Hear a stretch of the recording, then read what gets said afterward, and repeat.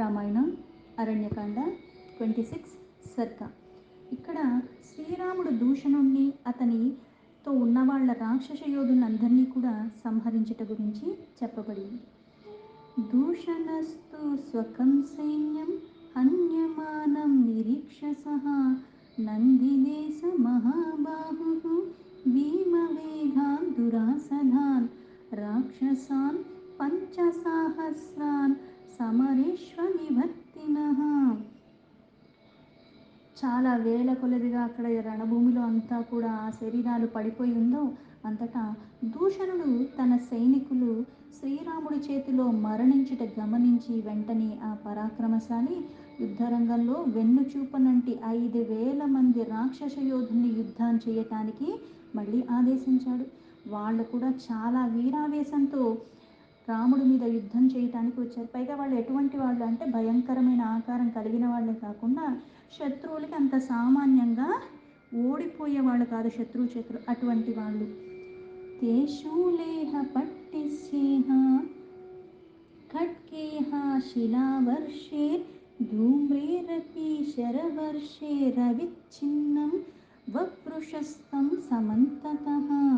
ఆ రాక్షసులు శూలాలు, అడ్డకత్తులు, ఖడ్గాలు రాముడి మీదకి విజృంభించేశారు. ఇంకను వారు ఎన్ని ఆయుధాలైనా సరే అన్ని వైపుల నుంచి, అంటే రాముడి చుట్టూ ఉండి ఒక వలయాకారంలో మధ్యలో రాముడు ఉన్నాడు, అన్ని వైపుల నుంచి ఆయన మీద ఇన్ని ఆయుధాలతో ఎడతెగని తెరపుర, అంటే ఒకదాని తర్వాత ఇంకొకటి విరామం లేకుండా, ఇవే కాకుండా ఆయుధాలు మళ్ళీ శిలలు పెద్ద పెద్దవి ఆయనకి వర్షంలాగా కురిపించేస్తున్నారు. అలాగే పెద్ద పెద్ద చెట్లు తీసుకొచ్చి విసిరేస్తున్నారు. పరంపరగా అన్నీ ఆయన మీదకి ప్రయోగిస్తూనే ఉన్నారు. సాధూమ్రాణం శిలానాం చ వర్షం ప్రాణహరం మహత్ ప్రతిజగ్రాహ ధర్మాత్మా రాఘవస్తీక్షసాయజ్ఞేః. ఇలా సంకుల సమరం అంటే బలాబలాలు సమానంగా, వీళ్ళు ఎంతలా వేగంగా అన్నేస్తున్నారో అన్నీ తుదిమిట్టిచ్చేయటమే కాకుండా మళ్ళీ వాళ్ళ మీద కూడా రాముడు అంతలాగా విజృంభిస్తున్నాడు. ఇక్కడ శ్రీరాముడు కూడా యుద్ధ కుశలత కలిగి ఉన్నవాడు. అందుకని ప్రాణాంతకములైన ఆ శిలవర్షాలన్నీ పడుతున్నా సరే విరామం లేకుండా ఎడతెగకుండా వాళ్ళన్నీ వేస్తుంటే ఆయన మీదకు వచ్చి పడుతూ ఉంటే తన తీవ్రమైన బాణాలతో అన్నిటినీ ముక్కలు ముక్కలు చేసేశాడు. ప్రతిగృహ్య చ తదద్వర్షం నిమీలిత ఇవర్షభః రామః క్రోధం పరం భేజే వధార్థం సర్వరక్షసాం తతః క్రోధ సమావిష్టః ప్రదీప్త ఇవ తేజసా శరేరవాకిరత్ సైన్యం సర్వతః సహ దూషణం. వర్షంలాగా వాళ్ళు ఎంతలాగా వేస్తున్నా సరే చలించకుండా, అంటే అక్కడి నుంచి విముఖత లేకుండా అన్నిటినీ ఎదుర్కొంటున్నాడు. శ్రీరాముడు ఆ రాక్షసులొక్క శరవర్షాన్ని నిగ్రహిస్తున్నాడు. ఏమాత్రం తొణకక బణకక, పైగా కోపంతో వాళ్ళు వేసినవి విరక్కొడటమే కాకుండా వేసే వాళ్ళని కూడా చంపటానికి చెలరేగిపోయి యుద్ధం చేస్తున్నాడు. ఇలా కోపాన్ని వహించి రాముడు సింహంలాగా పరాక్రమాన్ని చూపిస్తున్నాడు. అగ్నిలాగా తేజస్సుకి విరజిమ్ముతూ ఉన్నట్టుగా ఆ కరుని సేనాపతి అయిన దూషణుడి పైన తన సేన ఏదైతే 5,000 మంది ఉన్నారో అంతటా వాళ్ళందరి మీద కూడా శరపరంపను ప్రయోగించాడు. అంటే 5,000 మంది ఈయన చుట్టూ ఉండి యుద్ధం చేస్తుంటే 5,000 మందిని ఒక్కసారిగా వాళ్ళు వేసేది విరగొడటమే కాకుండా వాళ్ళని హతమార్చడానికి కూడా అంతలాగా బాణాల్ని అతి వేగంగా ప్రయోగిస్తున్నాడు రాముడు. తత సేనాపతి క్రుద్ధో దూషణః శత్రుదూషణః శరేరా శనికల్పేస్త్రం రాఘవం సమవాకిరత్. అంతటా శత్రువుల్ని భంగపరిచేవాడు అలాగే కరుడు యొక్క సేనను, అలాగే కరుడు యొక్క సేన నాయకుడు అయిన దూషణుని ఎంతో కోపం వచ్చేసింది. పిడుగుల్లాంటి ఆ బాణాలని మళ్ళీ ఆ రాముడి మీదకు వేగంగా వేశాడు. తతో రామః సుసంక్రుద్ధః క్షురేణాస్య మహత్తనుః చిచ్ఛేద సమరే వీరః చతుర్భిశ్చతురోహయాన్. ఆ సమరవీరుడు అయిన శ్రీరాముడు ఆగ్రహానికి లోనై ఆ దూషణుడి మీద, అతని సేన మీద దాడి చేస్తున్నాడు. అందుకే దూషణుడు యొక్క మహాధనుసుని అలాగే ఖడ్గాన్ని అన్నిని ముక్కలు ముక్కలు చేసేసాడు రాముడు. అలాగే 4 బాణాలతో అతని రథానికి ఉన్న అశ్వాల్ని, ఆ 4 ఏవైతే ఉన్నాయో అన్నిటినీ హతమార్చేశాడు. హత్వా చాశ్వాన్ శరేర్దీక్షణ్యేహ అత్ర చంద్రేణ సారథేన శిరోజహార తత్రక్షః త్రిభిర్వివ్యాధవక్షసి. రథం ఏదైతే ఆ గుర్రాలు అటు ఇటు వెళుతుంటే కదులుతుంటుంది. గుర్రాలే మరణించిన తర్వాత రథం ఎలా ఉంటుంది? ఇవి పడిపోతాయి. అంటే ఆ రథం కూడా పడిపోతుంది. శ్రీరాముడు ఈ విధంగా తన పదునైన 4 బాణాలతో రథానికి ఉన్న అశ్వాల్ని ఎప్పుడైతే కూల్చివేశాడో, ఒక అర్ధ చంద్రాకార బాణంతో మళ్ళీ ఆ రథం మీద ఉన్న సారథి శిరస్సుని ఖండించేశాడు రాముడు.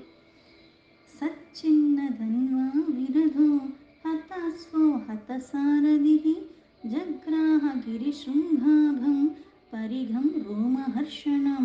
తన రథానికి ఉన్న గుర్రాలు పోయినాయి, రథాన్ని నడిపించే సారథి చచ్చిపోయాడు. వెంటనే 3 బాణాలతో రాముడు మళ్ళీ దూషణ్ యొక్క వక్షస్థలాన్ని దెబ్బతీశాడు. ఆ దూషణ్ యొక్క ధనుస్సుని కూడా భంగపరిచేశాడు. రథం శిథిలమైపోయింది, సారథి లేదు, రథానికి ఉన్న గుర్రాలు పడిపోయినాయి. ఇప్పుడు ఆయనకు కూడా దెబ్బ తగిలింది, పైగా ఆయన ధనుస్సు ముక్కలు ముక్కలైపోయింది. వేష్టితం కాంచనేన పట్టేహ దేవసేన్య ప్రమర్దనం అయంస్యేహ శంకుభిస్తీక్షణ్యేహ క్షీరం పరవసోక్షితం వత్సాశని సమస్పర్శం పరభూపురధారణం. ఇక్కడ సారథి లేదు, అశ్వాలు పోయి ఇన్ని అయిపోయాక పైగా ఆయన ధనస్సు విరిగిపోయింది. ఇంకా అతడు ఎంత విజృంభించి పర్వత శిఖరంలాగా ఒక ఇనుప గదను పట్టుకున్నాడు ఆవేశంతో. అలాగే ఆ పరిగను చూసేవారికి గగ్గురుపాటు కలిగించేలాగా ఇంకా ఆవేశంతో రాముడి మీదకి దాడి చేద్దాం అనుకుంటున్నాడు.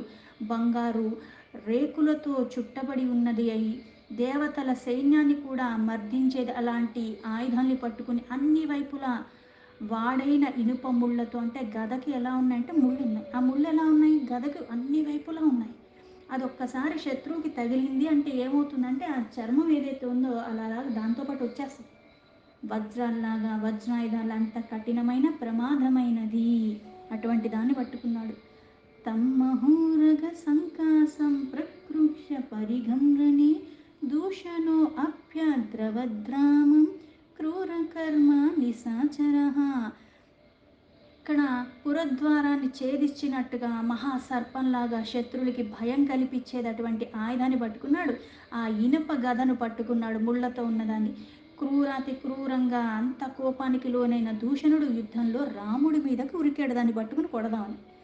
తస్యాభిపతమానస్య దూషణస్య స రాఘవః ద్వాభ్యాం శరాభ్యాం చిచ్ఛేదా సహస్తా భరణో భుజో. ఇక్కడ రథానికి ఉన్న అశ్వాలు పోయినాయి, రథం పోయింది, సారథి పోయాడు, అన్నీ పోయింది, ధనుస్సు పోయినందుకు దాన్ని పట్టుకున్న రాముడి మీదకు ఉరుక్కుంటూ వెళ్ళాడు. అయితే తన మీదకే ఉరుక్కుంటూ దూసుకుని వస్తున్న దూషణ్ణి చూశాడు రాముడు. దూషణ్ యొక్క శౌర్య పరాక్రమాలకి సూచనలుగా ఆయన ఆభరణాలు, ఆ 2 భుజములు కూడా రాముడు 2 బాణాలతో వెంటనే, అంటే దేంతో ఆయుధం పట్టుకున్నా ఆ చెయ్యపోయింది. భ్రష్టస్తస్య మహాకాయః పపాతారణమూర్ధని పరిగశ్చిన్న హస్తస్య శక్రధ్వజ ఇవాగ్రతః. అంతటా దూషణ్ 2 చేతులు తెగిపోయాక ఆ పరిమితి ప్రయాణంలో, అంటే పెద్ద శరీరం ఉంది అయితే ఇవి తెగిపోయాయి. అప్పుడు గదం దేంతో పట్టుకున్నాడు? ఆ చేత్తోనే పట్టుకున్నాడు, ఆ చెయ్య కూడా పోయింది.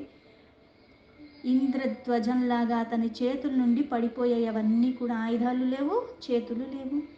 సాకరాభ్యాం వికర్ణాభ్యాం పపాత భువి దూషణః విషానాభ్యాం విశీర్ణాభ్యాం మనస్వీ వా మహాగజః.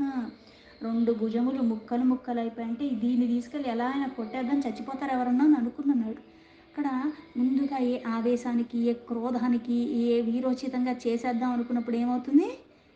చేతులు పోయినాయి. ఆయుధం ఉందా? పట్టుకోవటానికి ఉందా? పట్టుకోవటానికి కూడా లేదు. దాడి ఎలా చేస్తాం? ఏమీ లేకుండా పోయింది. అందుకుని ముక్కలు ముక్కలైపోయినా సరే ఇంకా కసి పెరిగిపోతుంది. హస్తాలు తెగిపోయి ఇవన్నీ పడిపోయినా సరే, తన 2 భుజములు ముక్కలు ముక్కలు అయిపోయినా సరే దూషణుడు ఇలా దంతములు విరిగిన మదుపు టేనుగుల్లాగా నేల మీదకి పడిపోయాడు. తం దృష్ట్వా పతితం భూమో దూషణం నిహతం రణే సాధు సాధ్వీతి కాకుత్సం సర్వభూతాన్య పూజయన్. ఈ విధంగా రాముడి చేతిలో మరణించి నేల మీద పడిపోయిన దూషణ్ణి చూసి సమస్త ప్రాణకోటి కూడా భాగు భాగు అని శ్రీరాముడికి జయ జయ నాదాలు చేస్తున్నాయి. ఏతస్మినంతరే క్రుద్ధా త్రయః సేనాగ్రయాయినః సంహత్య అభ్యద్రవన్ రామం మృత్యుపాశావపాసితాః మహాకపాలః స్థూలాక్షః ప్రమాదీ చ మహాబలః. శ్రీరాముడు దూషణ్ణి హతమార్చినందుకు ఎంతో బలశాలులైన మహా శరీరాలు కలిగి ఉన్నవాళ్ళు, ఇటువంటి వాళ్ళు ముగ్గురు సేనా నాయకులు ఎవరైతే ఉన్నారో మహాకపాలుడు, స్థూలాక్షుడు, ప్రమాది, ఈ ముగ్గురు నాయకులు కూడా ఎంతో కోపానికి లోనయ్యి, ఇంకా మాకు కూడా చావు కోపం వస్తుంది, అన్నీ వస్తున్నాయి, కాకపోతే ఇటువంటి భయంకరమైన బలం కలిగిన వాళ్ళే మరణించారంటే మనకు కూడా చావు దగ్గర పడింది అని అనుకున్నారు. అయినప్పటికి కూడా రఘురాముడు మీదకి ఒక్కముడిగా విజృంభించండి, చస్తే చచ్చాం, కాకపోతే యుద్ధం చేస్తూనే చచ్చిపోవాలి. అందుకని వీళ్ళు ముగ్గురు రాముడి మీదకి ఒకేసారిగా దాడి చేశారు.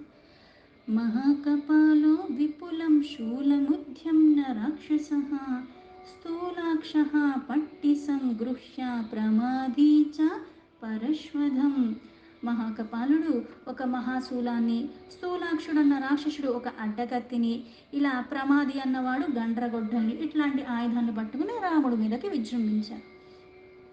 దృష్ట్వేవా పతత్తస్తూర్ణం రాఘవః సాయక్యేహ శీత్యేహ తీక్షాగ్రేహ ప్రతిజగ్రాహ సంప్రాప్తానతిధీనివ. అలా మీదకి వచ్చి పడుతున్న రాక్షస యోధుల్ని చూశాడు రాముడు. ఇంటికి వచ్చిన అతిథుల్లాగా వారిని వాడైన తన బాణాలతో సత్కరించాడు.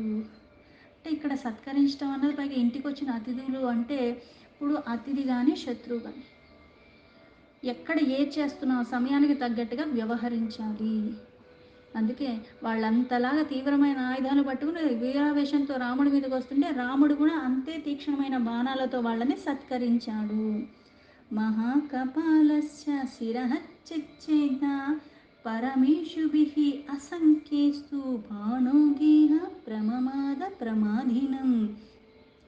ఆ రాముడు అంత తీవ్రమైన బాణాలు ప్రయోగిస్తే మహాకపాలుడు యొక్క శిరస్సు ఛేదింపబడింది. అంటే శూలం చేత్తో పట్టుకొస్తున్నాడు, అలాంటిది శిరస్సే పోయింది.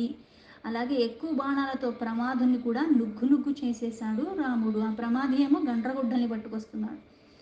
సపపాతాహతో భూమో విటపేవా మహాద్రుమః స్థూలాక్షస్యాక్షిణీ తీక్ష్ణేహ పురయామాస సాయక్యేహ. స్థూలాక్షుడు యొక్క ముఖము కూడా తీక్షణమైన బాణాలతో నాటేశాడు. అంటే ఆ ముఖం మీద అన్ని బాణాలు ఉన్నాయి కొట్టుకుపోయి. అంతటా ఆ రాక్షస యోధుడు కూడా ఒక మహావృక్షం నేల మీద పడిపోయినట్టుగా అలా పడిపోయాడు. దూషణస్యానుఘాన్ పంచ సాహస్రాన్ కుపీతః క్షణాత్ బాణోక్యేహ పంచసాహస్రేహ అనయత్యమసాధనం. శ్రీరాముడు వీరావేశంలో క్షణమాత్రంతో 5000 రాక్షసుల్ని 5000 బాణాలు ప్రయోగించి వాళ్ళందరినీ మృతిముఖాన పాడేశాడు. దూషణం నిహతం దృష్ట్వా తస్య చైవ పదానుగాన్ వ్యాధిధే సక్కరః క్రుద్ధః సైన్యాధ్యక్షాన్ మహాబలాన్. దూషణుడు అతని అనుచరులు ఇంతమంది 5000 మంది శ్రీరాముడి చేతిలో మరణించినట్టు తెలిసి కరుడు ఇంకా కోపానికి లోనైపోయాడు.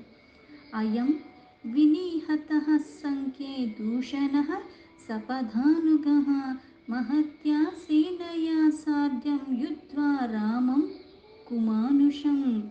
మహాబలశాలులైన తన సేన పతుల్ని ఇట్లా మళ్ళీ ఆదేశించాడు. మన దూషణుడు ఆ మహాసేనతో కలిసి ఒక్క మానవ మాత్రుడైన రాముడి చేతంలో యుద్ధం చేస్తూ చేస్తూ తన ప్రాణాల్ని కోల్పోయాడు యుద్ధరంగంలో. శస్త్రే నానావిధా కార్యే హనధ్వం సర్వరాక్షసాః ఏవముక్తా కరః క్రుద్ధో రామమేవాభిదుద్రువే. అందుకే ఓ రాక్షస యోధులారా, మీరందరూ కూడా మీ ఆకారాలతో ఉన్న పెద్ద పెద్ద అస్త్రశస్త్రాలు ఏవైతే ఉన్నాయో అవన్నీ ప్రయోగించి రాముడిని చంపేయండి అని చెప్పి ఆ కరుడు క్రోధావేశంలో రాముడి మీదకి పరుగులు తీసుకుంటూ వస్తున్నాడు. స్వేనఘామి పృథుగ్రీవో యజ్ఞశత్రుర్విహంగమః దుర్జయః కరవీరాక్షః పరుషః కాలకార్ముకః. అంతటా స్వేనగామి, పృథుగ్రీవుడు, యజ్ఞశత్రువు, విహంగముడు, దుర్జయుడు, కరవీరాక్షుడు, ఎలా అయితే 12 మంది సేనాపతులేమో ఈయన చుట్టూ ఉన్నారు. ఆ సేన కూడా మళ్ళీ ఆ సేనాపతులు కాస్త సేన ఉంది. వీళ్ళే మళ్ళీ ఆయన చెప్పిన దానికి తగ్గట్టుగా రాముడు మీదకి క్రూరాతి క్రూరంగా యుద్ధం చేసి చంపేద్దాం అనుకుని పరశుడు, కాలకర్ముడు వాళ్ళ సేనను తీసుకుని దాడి చేస్తున్నారు. మేఘమాలి మహామాలి సర్పాస్యో రుధిరాసన ద్వాదశేతి మహావీర్య బలాధ్యక్షా ససైనికా రామమేవాభ్యవర్తంత విసృజంత శరోత్తమాన్.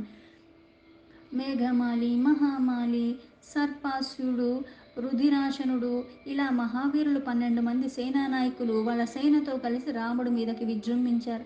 ఆయనపై బాణాల్ని పరంపరగా ప్రయోగిస్తున్నారు. తతః పావక సంకాస్యేహ హేమవజ్ర విభూషిత్యేహ జగానశేషం తేజస్వి తస్య సైన్యస్య సాయక్యేహ ते रुक्मपुङ्का विसिकाः सधूमा इव पावकाः निजघ्नास्तानि रक्षांसि वज्रा इव మహాద్రుమాన్. అప్పుడు పరాక్రమశాలి అయిన రాముడు కూడా వజ్రము లాంటి బాణాలతో బంగారంతో చేయబడి ఉన్నాయి, అగ్నితో సమానమైన తేజస్సుతో ఉన్నవన్నీ కూడా మహాసేన మీదకి మళ్ళీ వేశాడు, దెబ్బతీశాడు. ఆ బంగారు పిడులు కలిగినవి, వాడైన ఆ బాణాలు అగ్నిజ్వాలలు చిమ్ముతున్నట్టుగా, ఎలా అయితే వజ్రాయుధాని సంపర్కంలో ఏదొచ్చినా ముక్కలు ముక్కలు అయిపోతుంది, అలాగే రాముడు ప్రయోగించిన బాణాలకి మహావృక్షాలు ఏంటి, ఆ రాక్షసులు అందరూ కూడా అంటే వాళ్ళు వేసిన ఆయుధాలు వాళ్ళు కూడా మరణించారు. రక్షసాం తు శతం రామః శతేనైకేన కర్ణినా సహస్రం చ సహస్రేణ జఘాన రణమూర్ధని. తర్వాత రాముడు 100 మంది రాక్షసుల్ని ఎదురైనప్పుడు కూడా కర్ణికాకారం గల 100 శరములతో ఒక్కసారిగా 1000 మందిని ఎదుర్కొన్నప్పుడు 1000 బాణాలు వేసేశాడు. ఆయన వెయ్యగానే వాళ్ళందరూ బలైపోయారంటే ఆ 1000 బాణాలు ఆ 1000 మందికి తగలటం, వాళ్ళు మరణించటం కూడా. ఆ బాణాల దెబ్బకి వాళ్ళన్ని ఆభరణాలు ఏంటి, వాళ్ళ చేతులు ఏంటి అన్నీ చిన్న భిన్నమైపోయి వాళ్ళ ధనుసులు కూడా ముక్కలు ముక్కలైపోయాయి. తేర్భిన్న వర్మాభరణాః చిన్నా భిన్నా శరాసనాః నిపేతుః శోణితా దిగ్ధా ధరణ్యాం రజనీచరాః. ఆ నిశాచరులందరూ కూడా నెత్తురు కారిపోతూ అలా నేల మీద పడిపోయారు, రక్తంలో తడిసిపోయి ఉన్నారు. రక్తమే ఒక ప్రవాహంలాగా పైరుల్లాగా, అంటే అక్కడ మొత్తం కూడా నీరులాగా రక్తమే ప్రవహిస్తున్నట్టుగా అయిపోయింది. తేర్ముక్తకేశ్యేహ సమరే పతిత్యేహ శోణితోక్షిత్యేహ అస్తీర్ణ వసుధా కృత్స్న మహావేదిః కుశేరివ. వాళ్ళ జుట్టంతా కూడా యుద్ధరంగంలో చల్లా చెదరైపోయి, ఆభరణాలు చల్లా చెదరైపోయే, యుద్ధభూమి అంతా కూడా వాళ్ళ ఆయుధాలు విరిగిపోయి అక్కడక్కడ వాళ్ళ వాహనాలు ఇవన్నీ కూడా చల్లా చెదురయ్యి అలా అంతా నిండిపోయి ఉన్నది. అక్కడ భూమి ఏమి కనిపించట్లేదు అన్నట్టుగా ఇంతలా పడిపోయి ఉన్నారు. క్షణేన తు మహాఘోరం వనం నిహత రాక్షసం బభూవ నిరయ ప్రఖ్యం మాంసక్షోణిత కర్ధమం చతుర్దశ సహస్రాణి రక్షసాం భీమకర్మణా హతన్యేకేన రామేణ మానుషేణ పదాతినా. కనురెప్ప పాటులో వేల కొద్ది రాక్షసులలా మరణించి అక్కడంతా నిండిపోయి ఉంటే వనప్రదేశం అంతా కూడా మాంసఖండాలతో రక్తంతో అలా రక్తబురదల్లాగా మడుగుల్లాగా ఉండిపోయింది. అందుకే అది ఎలా ఉంది అంటే భయానికే భయం కల్పించేలాగా నరకప్రాయంగా కనిపిస్తుంది.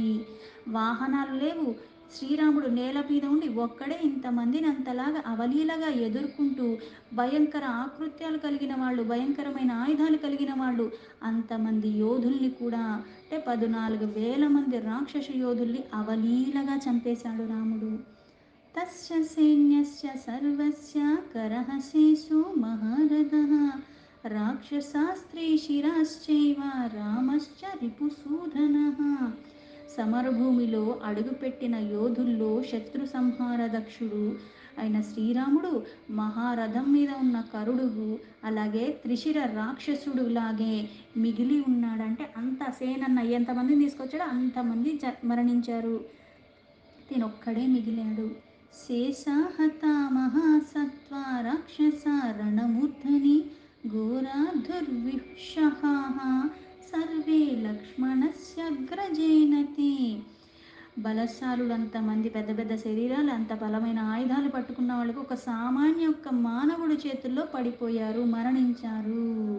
ఆ రాక్షసు వీళ్ళందరూ కూడా లక్ష్మణుడు యొక్క అన్నైన శ్రీరాముడి చేతుల్లో మరణించారు.